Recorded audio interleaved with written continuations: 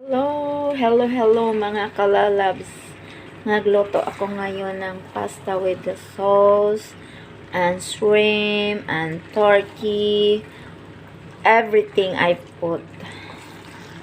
Mixed vegetable. Para to sa mga nanay na hindi marunong magluto, sa mga bata. Ito na. Easy lang siya i-cook.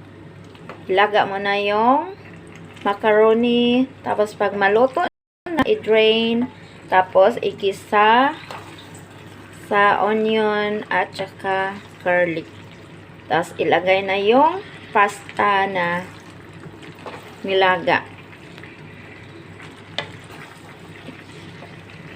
Yan, lagyan lang siya ng konting asin, chicken powder,